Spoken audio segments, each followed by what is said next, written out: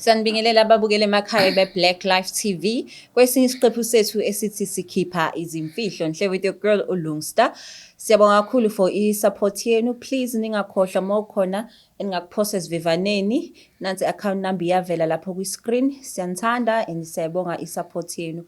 Sihleli kwesinye isiqephu sethu-ke namhlanje nodadewethu othunemfihlo afisa ukuyikhipha. Sawubona. Yebo sawubona Lungster. Ninjani? Ngiyaphila mama njani? Ngiyaphila. Ngiyaphila. Hayi, uhlele esihlalweni seyimfihlo ngisacela ubingelela ababukeli emakhaya usho ukuthi uqhamukaphi. Ngiyabingelela kubalaleli emakhaya, ngiqhamuka noNgoma. Qhamuka noNgoma. Siyakwamukela. Imfihlo leyo ofisa ukuyikhipha imayelana nani? Oh, Lungster, imfihlo engifisa ukuyikhipha imayelana nomyeni wami nomnakwethu, kodwa kakhulu ngomnakwethu. Ngomnakwethu, mawuthi umnakwenu usesithenjini? Yebo, ngisesithenjini. Okay. So ithini imfihlo? Imfihlo imayelana ngumamkhulu mina.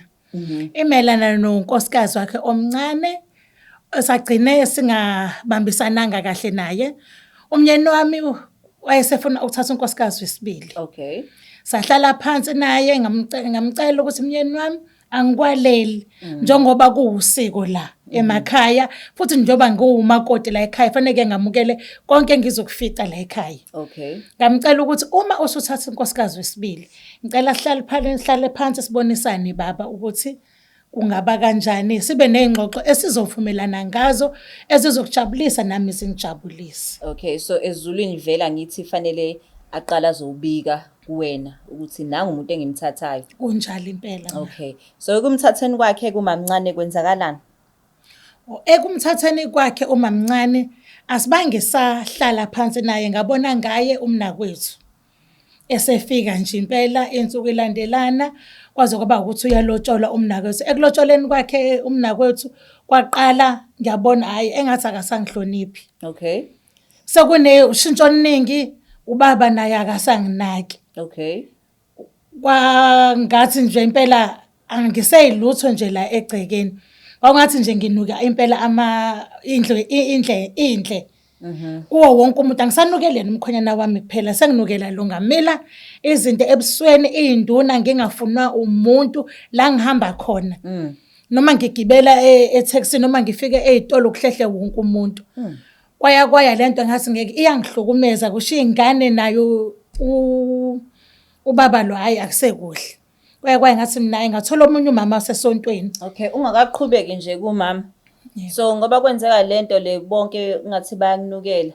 Manje sekamereni nobaba. Hayi, ebengangithinta usho ukungithinta ngoba ihlazo nje elenzeka sigcina naye. Ngingakayi kumama lo owangisisa. Ihlazo elenzeka nje ngavele nje ngashaya uNumber 2. Hayi kwaba ukuthi nje hayi sengifakele isichitho. Ima ku number 2 ushaya kanjani? Sasenza inkonzo yasekamereni. Kwakukuhle nje sengotawota kwaba kuhle ngaba nalutho. Kwathi nje sesenza inkonzo yasekamereni ngavele ngashaya uNumber 2. Kwayila ngimgcina khona umyeni wami. Manje awuzwanga kuphuma? Awusuku ungezwa lutho sisi. Usuku ungezwa lutho nje nami ngaxakeka ngizwa sekushisa. Wathini umyeni kwenzeka lokhu nibhizi? Ilona langa nje angixosha ngalo. Wangafusa ngisho ukuphinda kuba ngibone. Wangixosha kushe emagcekeni akubo kuze kube ngiyahamba ngithola mama esontweni ngaya kumuntu. Umuntu uthe mengimthola umuntu wathi uzongisebenza. Wangihlolela umuntu wangisebenza uthe meseqeda ukungisebenza wangibuza ukuthi ufuna siphindele emuva yini lento ngoba isichitho. Ufuna ngikulaphe kuphela noma siphindisele emuva ngathi mina amaqeda okungilapha ngicela ungiphindisele emuva. Kanti ngisiphindisa sizoshaya lo umnakwethu. Kuze kube namhlanje lokhu aduka. Angimazi unuka kuphi la enuka khona. Kuze kube namhlanje ngoba ngishaya ngezinto zakhe. Ngiba kuba ngiklinile waqala umkhonyana wamabuya waqala nasesontweni nabantu endaweni ngamuhle abantu. Wajika wawumuntu futhi. Ngawumuntu. So ngizoconfessa la kumyeni wami ukuthi ingxabano yethu yayingane nokuthi umkakhe njengoba engekho ingubani. Ngenxa yesichitho. Ngenxa yesichitho nangakhathi senze inkonzo yasekamereni lento eyenzeka yenziswa yini. And I'm sure akekho umuntu wesifazane ofisa ukudlula intweni kanjalo. So manje masumxoxela ukuthi ke na kwakuyisichitho usho ukuthi uzoyizwa lento and futhi ukahambe ayombheka unkosikazi wakhe ngoba uthi yena wanyamalala. Wadwana. Akaze ahamba ayombheka ngoba uyanuka nje lapha ekhona. Akulula ukuthi angambheka. Into njengoba noma engangibheki. Sengimnukelile naye kuyena unuka njengoba kwakunuka mina. Akulula-ke ukuthi manje ahamba ayombheka. Oh, so washa u-return to sender? Yebo mama, kunjalo. Ayi, okay. No, asimthinte umyeni wakho simxoxele lolu daba. So manje mayithi umyeni wakho asimlaphe? Ayi, angiboni. Ngoba njoba aduka mhlawumbe usaphila, mhlawumbe angazi, angiboni kodwa ngizozwa ngayo ubaba ukuthi uthini. Oh, I know. Ayikho inkinga, asimthinte ubaba.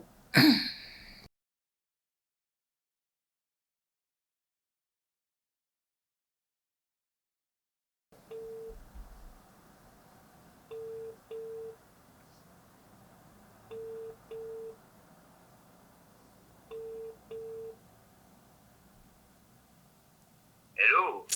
Sawubona unjani? Hello. Sawubona unjani?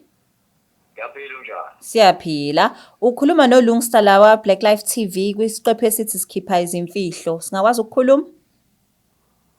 Yebo, hayi singakwazi ukukhuluma. Okay, no, ayikho inkinga, siyabonga. Ngihleli nomama wakwakho la e-studio othi kena ucela umuphe udlebe, ucela ukukhuluma nawe ngodaba olubalekile.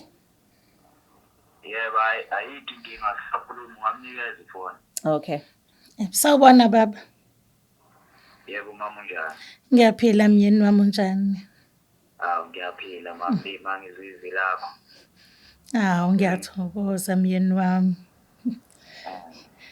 Lana baba ngizokhipha okungaphakathi kimi myeni wami. Kodwa kwenze njani sithando sami? Hayi akulutho myeni wami, akulutho baba. Lana baba kunenkulumo esake sayixoxa nawe ngokuthi ubaba usefuna umama wesibili ozongilekelela ekhaya. Yebo. Mengikhumbula kahle khathi sihleli nobaba ubaba sasivumelene ukuthi uma sekukhona umama wesibili mase kuyisikhathi sokuthi athathe umama wesibili uzohlala nami phansi njengomamkhulu sibonisane ukuthi lona unjani, kodwa ngabona kungasenzekanga kanjalo baba. Ngiyakhumbula impela azange wenzeka kanjalo njengoba ucelile. Yebo. Manje umama ngabe unayiphi inkinga? Inkinga yami la baba ngizohlambuluka lana kuwena myeni wami ngomamncane lo ebesekhona. Yebo.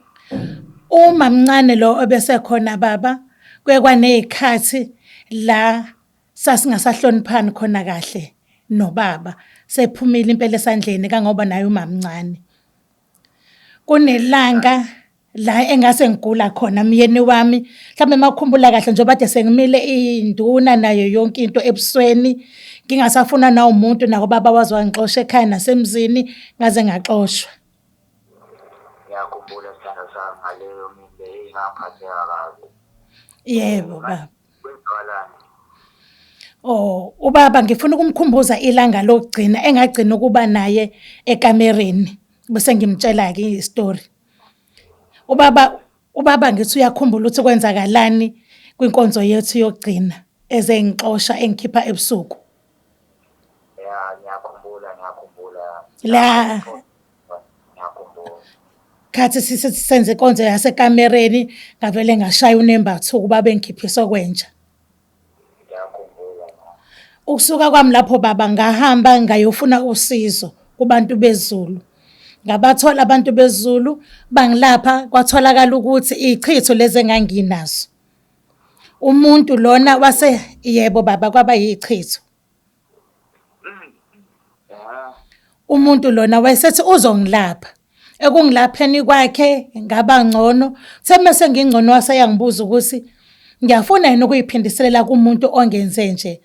Shuthi ngokuhlubuka nami ngibona impilo bese ngiphila ngingasafuna umuntu nali nekhaya selingiphelele ngathi mina ngiyafuna ukuphindiselela.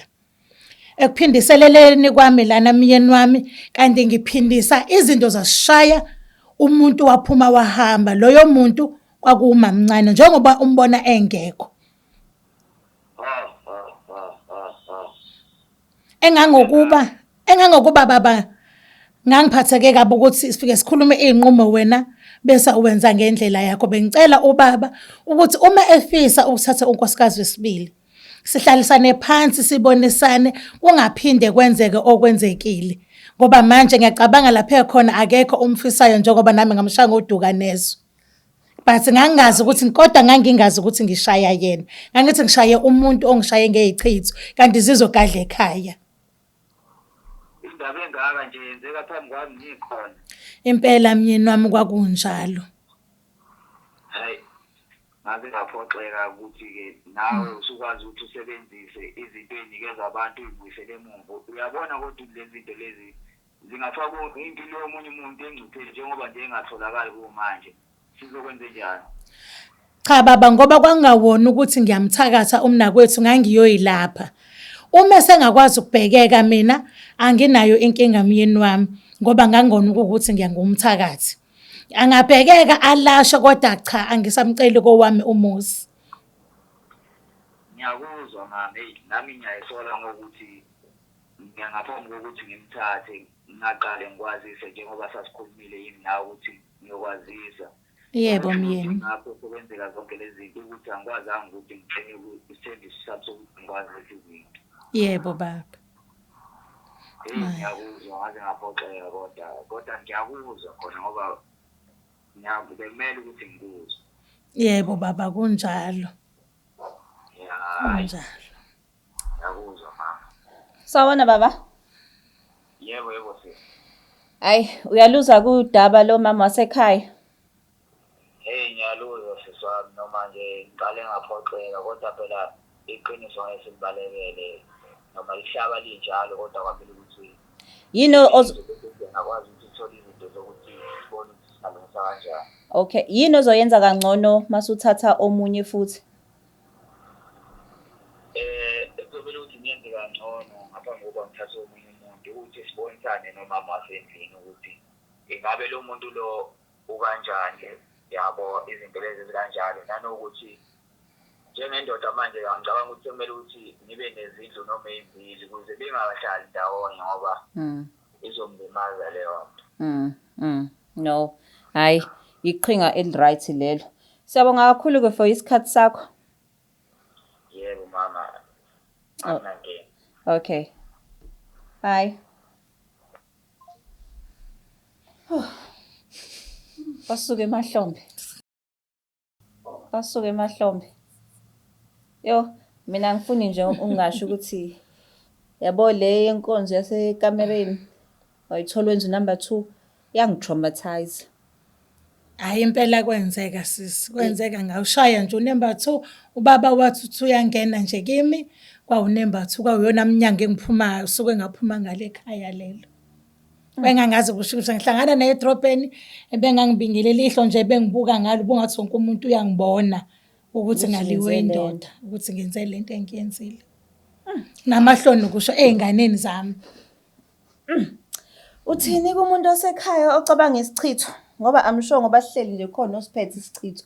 Uthi nje ngiyagadla.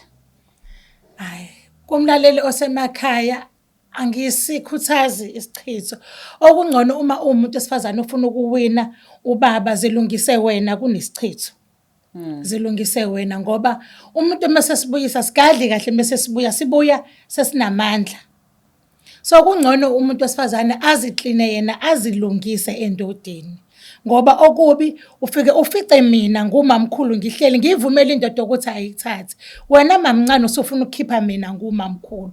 Ibe wena ungene ngenxa yami. Ngenxa yakhe. Yebo. Usufuna ukususa mina manje. Useyasuka endaweni yakhe. Yebo, uyangisusa endaweni yami. Yo, nezwela ke babukele emakhaya. Hayi shame. Umuntu ukhula ngokufunda ngempela. Sinzima lesi. I don't think khona umuntu ongarecover entweni kanje. But-ke Blaqlife TV siyabonga kakhulu ukuthi nibe nathi namhlanje.